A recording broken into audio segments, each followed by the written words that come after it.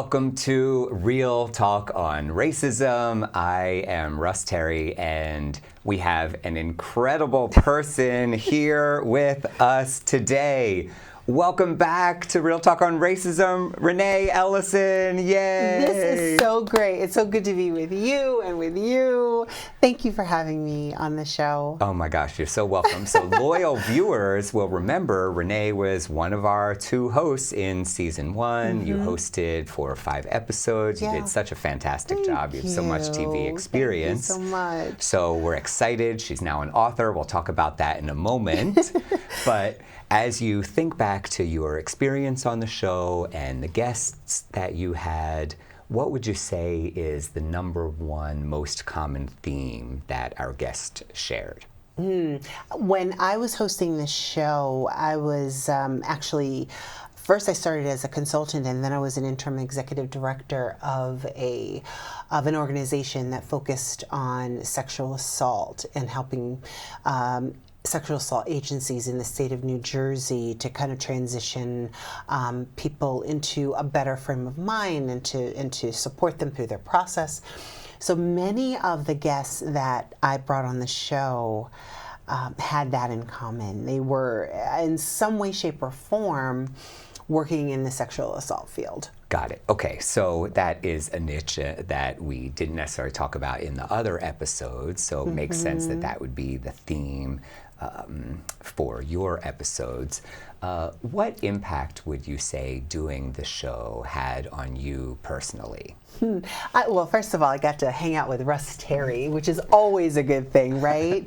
I mean, I feel like we've known each other a really long time now. And we've worked together in so many ways. On Life Coach Radio Networks. I remember every time I drive by Kane University when you were there, and I met you there to collaborate with you there. Certainly here on this show, Real Talk on Racism. I'm sure there are other ways that we've collaborated. Forgetting you live near my mom. You even there was even one time, I don't know if you remember this, you gave me a complimentary coaching session. Do you remember that? Oh my gosh, were there tears involved? There were tears involved. Okay. Totally tears involved. But so besides the fact that I got to, kind of hang out with you, just to be able, I think, post George Floyd, to be able to be a part of a show called Real Talk on Racism, to really lay it out there and to be honest and authentic and bear the soul of so many of us who have struggled through racism, and allies like yourself who are sensitive to the topic and sensitive to the issues. So a wonderful opportunity, and I'm excited to, be back on set again. Yay. Well, thank you for calling me an ally and saying that I'm sensitive. That's my goal. That's my mission, to be a devoted ally, passionate ally, to be fighting the fight with people of color to reduce and hopefully eradicate racism. So thank you. I appreciate you saying that. My pleasure, Russ.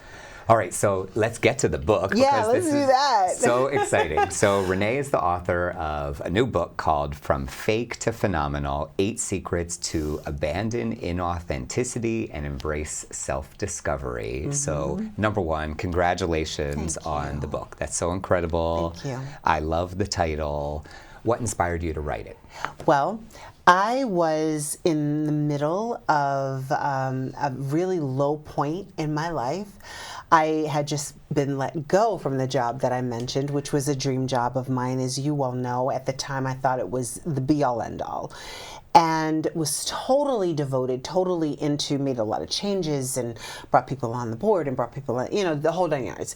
But it wasn't, I guess, a mutual admiration toward the end.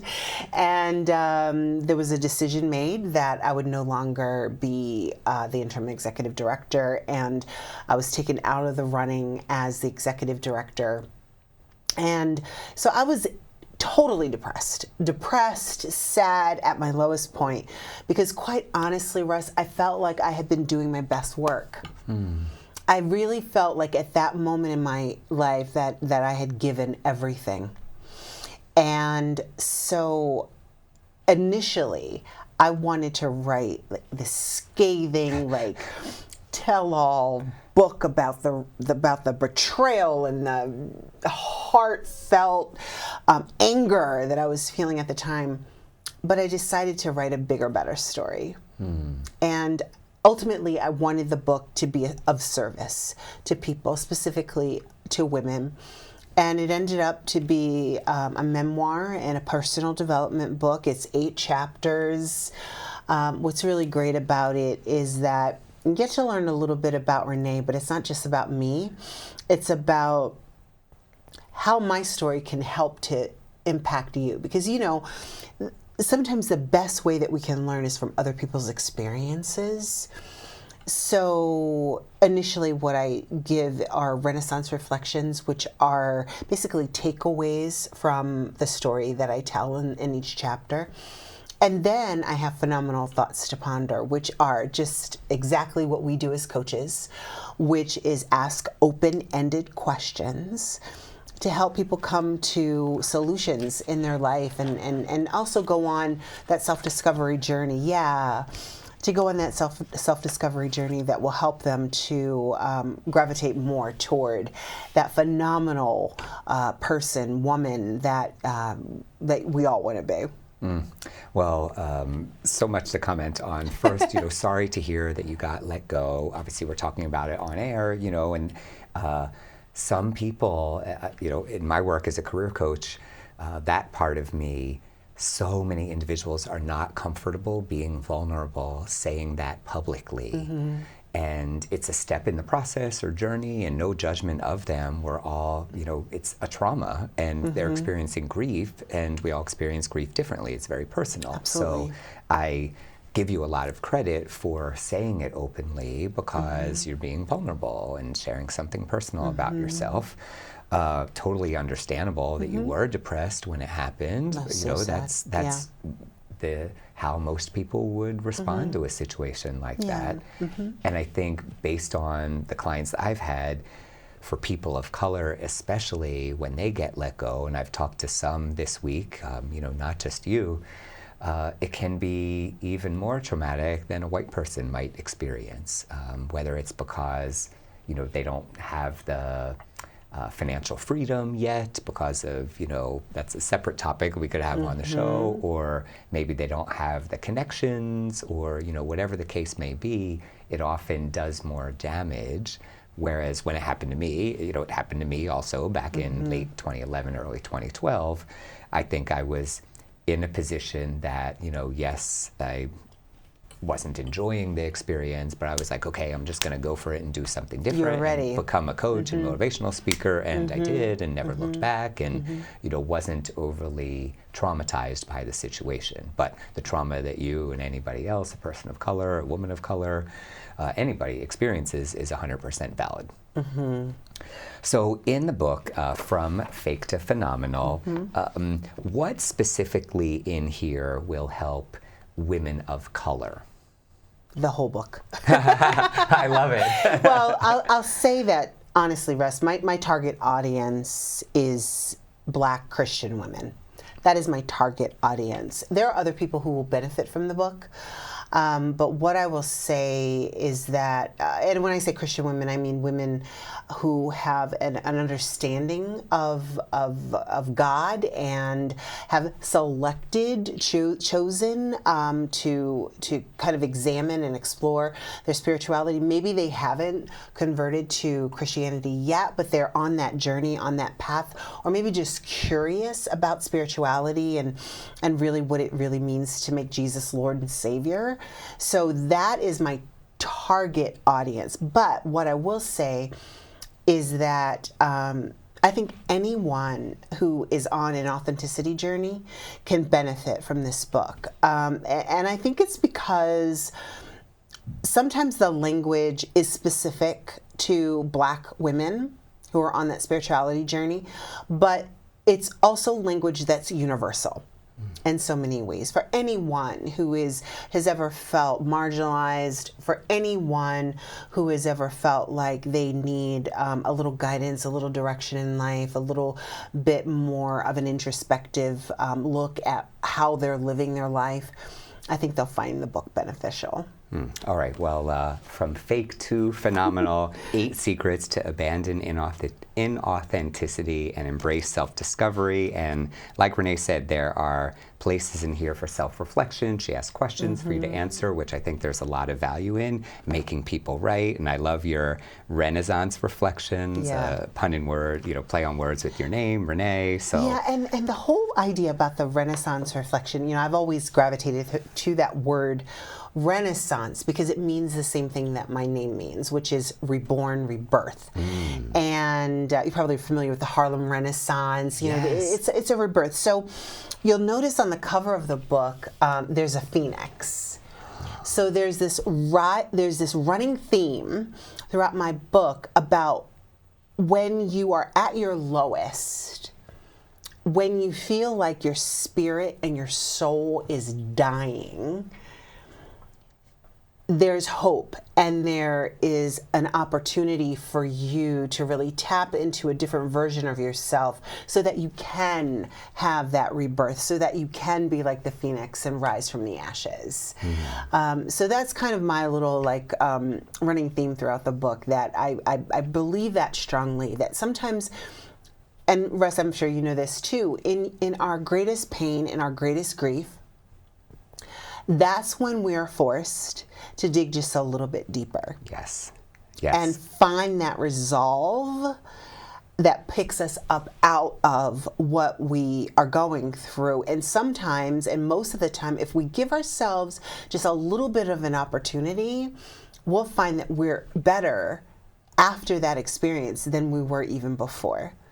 Yeah, because, when we've experienced something really bad, that makes us even more grateful for the good when it happens. And I like that you mentioned at our lowest, trying to still find hope and opportunity. Some of our guests on the show, people of color, said that they were not 100% hopeful that racism will be eradicated here in the U.S. in their lifetime, which is really sad. Yeah, it probably won't. But valid. It probably won't be, Russ. And I think that's something, especially, let me put it this way.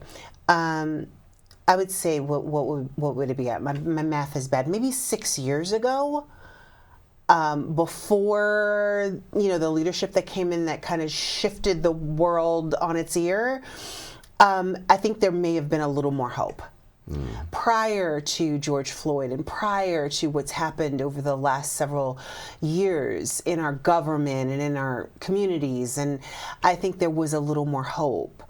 Now what I am starting to see is the importance of cultivating within yourself. So for me, it's God, me, others. So before, it's kind of like the whole airplane analogy. You have to be able to put the oxygen mask on yourself before you can help others, right? And for me, my source is something beyond myself. Like I can't just walk around just it being all about Renai all the time, because I would jump off of a bridge because I disappoint myself constantly. But when I have my hope in something else, it gives me a little bit more groundedness and a little bit more connectedness to humanity and the world as a whole. I love it. Well, good stuff as always. Thank you for sharing your gifts. I want to switch gears a little bit. Yeah, so one of your recent LinkedIn posts, you talked about a brilliant DEI training that you took part in with Sam and Zed, who I had not heard of. So obviously you know a lot about diversity, equity, and inclusion, but what were some of the great things that you learned in this class? So first of all, Sam and Zed, you can probably find Zed Zaba is her last name. Okay. It's Zed Zaba and Sam Stern. You can probably find Zed on LinkedIn. You can find Sam on LinkedIn as well. And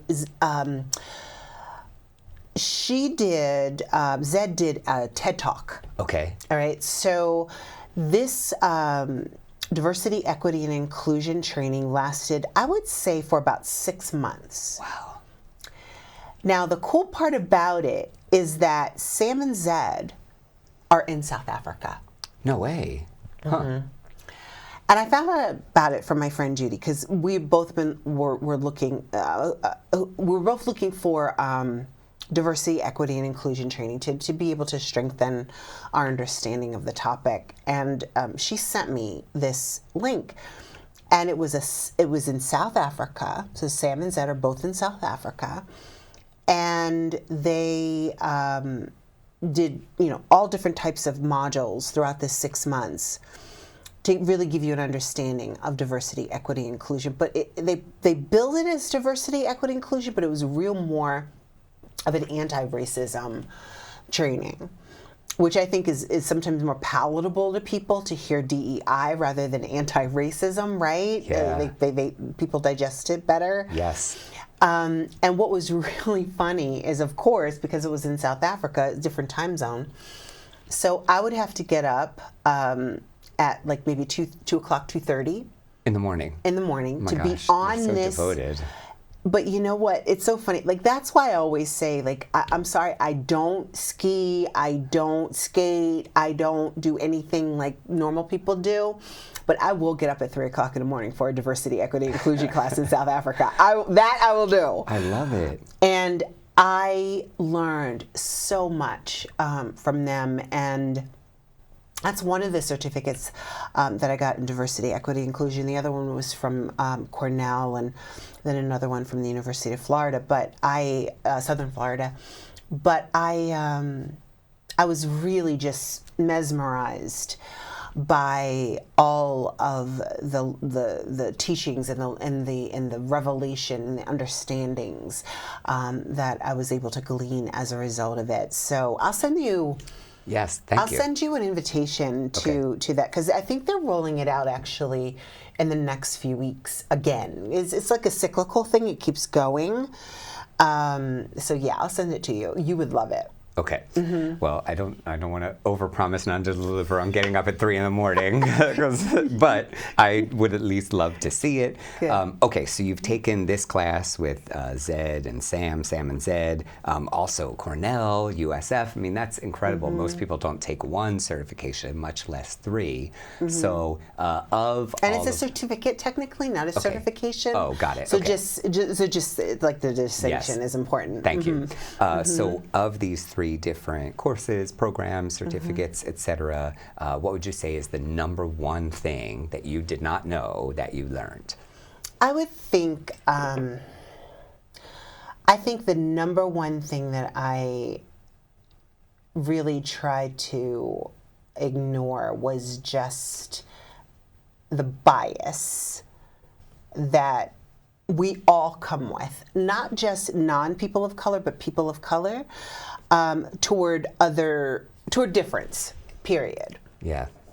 And that was part of it too. It was part of the course was to unpack your bias and your privilege. And I think honestly, Russ, prior to taking this course with Sam and Zed, I never recognized my privilege. Because what kind of privilege do I have? I'm a overweight Black woman. Like, what kind of privilege do I have?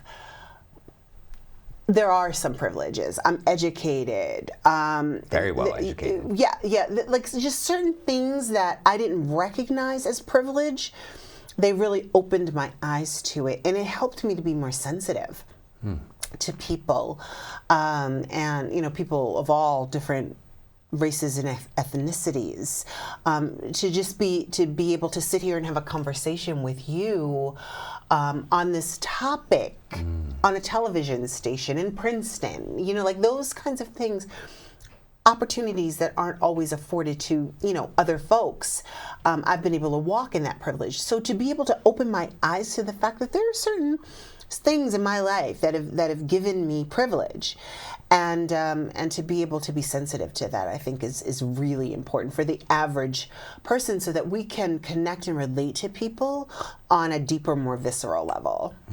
I like that. It all comes back to gratitude. It's a way to be grateful for what you do have. You know all about gratitude. Right? Yeah, have you written like 3 books on 4, gratitude? Yeah. 4. Who's counting? I'm counting. Who's counting? 4 books on gratitude. Yeah. Yeah, and from writing a book, it's a lot to write a book. Yeah. So no more books for the moment, at least. But we do have a TV show, so that's an easier forum than publishing a book.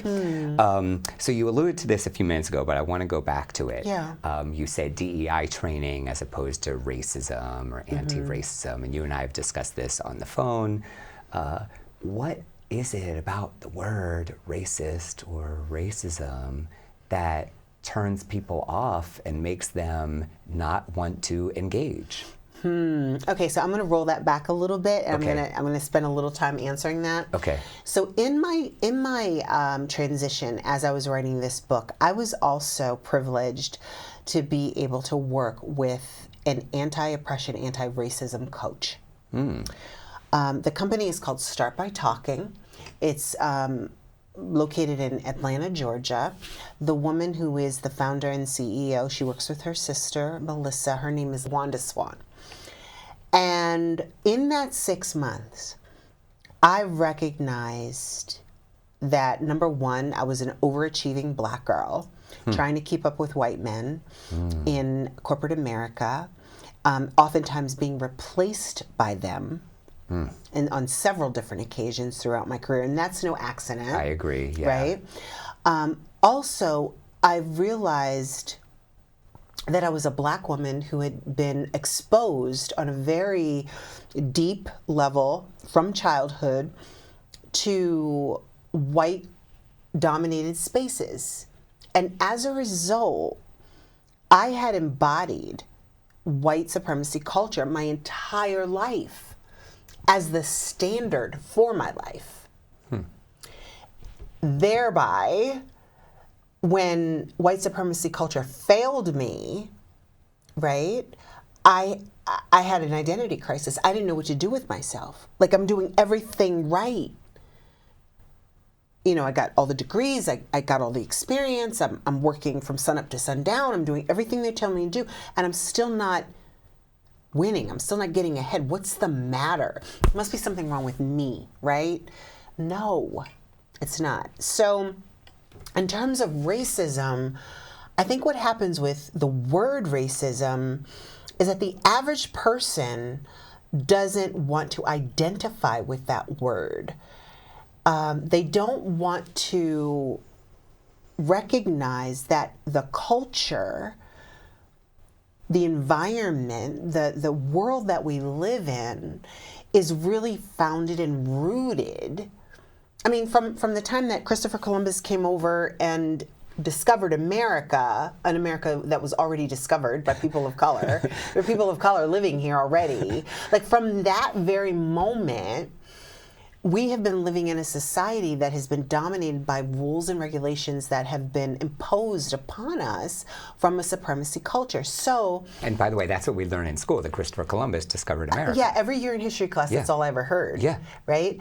So when you hear the word racism, especially as a white person who tries to be a good person, it goes against your grain. I don't care what political party you're from. I don't care where you grew up. Because what they think of when they think of racism, they think of crosses burning on lawns, and I would never do that. I'm not a racist. But it's not that. It's not burning a cross on the lawn. It's the little things. It's the making the decision to fire the Black girl because she doesn't fit in. We prefer to have the white guy because he makes people feel more comfortable. And the like me syndrome bias, the very subtle, oh, well, you know, I'll give this opportunity to this person. I may not recognize my bias toward this person because he, in this case, he is like me, you know. So, I mean, I see that all the time. And the trauma that goes with, there must be something wrong with me, getting let go. You know, you worked so hard for it, replaced by white men multiple times. I mean, 4 times in my career. That's a lot. I wouldn't wish that on anybody. That's no coincidence. I agree. That's no coincidence. The first 2 times, I'm like, okay, you know, maybe you could have, maybe you should have.